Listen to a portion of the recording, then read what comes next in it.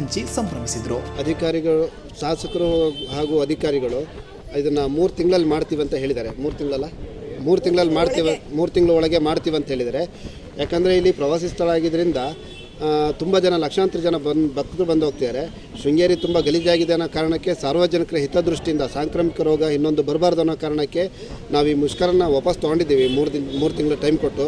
ಇದೇ ಥರ 2 ತಿಂಗಳಿಂದ ಭರವಸೆ ಕೊಟ್ಟಿದ್ದರು.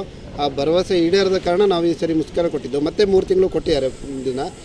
ಹಾಗಾಗಿ ಅವ್ರ ಮಾತಿನ ಮೇಲೂ ನಂಬಿಕೆ ಇಟ್ಕೊಂಡು ಶೃಂಗೇರಿ ಸ್ವಚ್ಛವಾಗಿರ್ಬೇಕನ್ನೋ ಉದ್ದೇಶ ಇಟ್ಕೊಂಡು ಸಾರ್ವಜನಿಕರಿಗೆ ಈಗಾಗಲೇ ಕೋವಿಡ್ ಇನ್ನೊಂದು ಅಂತೇಳಿ ಎಲ್ಲ ಬರ್ತಾ ಇರೋದ್ರಿಂದ ಸ್ವಚ್ಛತೆ ಇಲ್ಲದಿದ್ದರೆ ಅದರಿಂದ ದುಷ್ಪರಿಣಾಮ ಬೀರುತ್ತೆ ಅನ್ನೋ ಉದ್ದೇಶದಿಂದ ಶೃಂಗೇರಿಗೂ ಕೆಟ್ಟ ಹೆಸರು ಬರಬಾರ್ದು ಅನ್ನೋ ಕಾರಣಕ್ಕೆ ನಾವು ಈ ಮುಷ್ಕರನ ವಾಪಸ್ ತೊಗೊಂಡಿದ್ದೀವಿ. ಹಾಗೂ ಇಲ್ಲಿ ನಮಗೆ ಸಹಕರಿಸಿದ ಎಲ್ಲ ಸಾರ್ವಜನಿಕರಿಗೂ, ಸಂಘಟನೆಗಳಿಗೂ, ಪಕ್ಷಗಳಿಗೂ ಹಾಗೂ ನಮ್ಮ ಜೊತೆ ನಮ್ಮ ನೇತೃತ್ವ ವಹಿಸಿರ್ತಕ್ಕಂಥ KM ಗೋಪಾಲ್ ಮತ್ತು ಪ್ರತಿದಿನ ಕೆಲವೊಬ್ಬರು ಬರ್ತಾಯಿದ್ರು ಸಂಘಟನೆಯವರೆಲ್ಲ.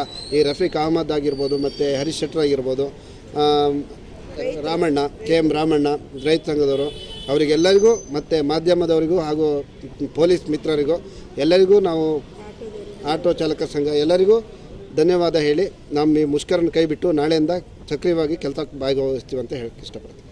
16 ದಿನ ಆಗಿದೆ ಮುಷ್ಕರ ಪ್ರಾರಂಭ ಮಾಡಿ.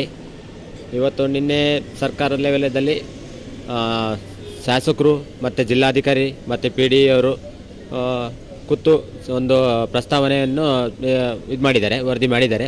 ಆ ಪ್ರಸ್ತಾವನೆ ಸರ್ಕಾರಕ್ಕೆ ಈಗಾಗಲೇ ನಾವು ಕಳಿಸಿದ್ದೀವಿ ಅಂತಕ್ಕಿಂದು ನಮಗೆ ಈಗ ಇಲ್ಲಿ ಬಂದಿರ್ತಕ್ಕ PD ಅವರು ಬಂದು ನಮಗೆ ಹೇಳಿದ್ದಾರೆ. ನಾವು ಆ ದೃಷ್ಟಿ ಇಟ್ಕೊಂಡು 3 ತಿಂಗಳು ಅವಧಿ ಕೇಳಿದ್ದೀವಿ. 3 ತಿಂಗಳು ಒಳಗೆ ನಾವು ಮಾಡಿಕೊಡ್ತೀವಿ ಅಂತಕ್ಕಿಂದು ಭರವಸೆ ಕೊಟ್ಟು ಹೋಗಿದ್ದಾರೆ. ಆ ಭರವಸೆ ನೋಡೋಣ, ಕಾಯ್ತೀವಿ ನಾವು. 3 ತಿಂಗಳೊಳಗೆ ಆಗ್ಬೋದು ಅಂತ ನಮ್ಮ ನಿರೀಕ್ಷೆ ಇದೆ. ಹಾಗಾದ್ರಿಂದ ಈಗ ಎಲ್ಲ ಬಂದಿರ್ತಕ್ಕಂಥ ನಮಗೆ ಸಂಘಟನೆಗಳು ಮತ್ತು ಪಕ್ಷದವರು ಮತ್ತು ಆಟೋ ಚಾಲಕ ಸಂಘದವರು, ರೈತ ಸಂಘದವರು ಮತ್ತು ಹೀಗೆ ಕೆಲವು ಸಂಘಟನೆಗಳೆಲ್ಲ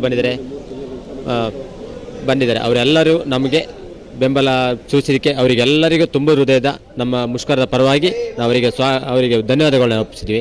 ಮತ್ತು ಹಾಗೆ ಏನಂತ ಹೇಳಿದ್ರೆ, ಇದೇ 3 ತಿಂಗಳು ಏನಾದ್ರು ಅವ್ರು ಹೇಳಿದರೆ 3 ತಿಂಗಳ ಒಳಗೆ ಏನಾದ್ರು ಆಗಲಿಲ್ಲ ಅಂತ ಹೇಳಿದ್ರೆ ನಾವು ಮುಷ್ಕರ, ಅನಿರ್ದಿಷ್ಟ ಮುಷ್ಕರ ಅಂತಿಲ್ಲ, ಅವತ್ತಿನ ದಿನ ಮಾರನೇ ದಿನದಿಂದನೇ ಅಹೋರಾತ್ರಿ ಅಂತಕ್ಕಿಂದು ನಾವು ಮುಷ್ಕರ ಪ್ರಾರಂಭ ಮಾಡ್ತೀವಿ.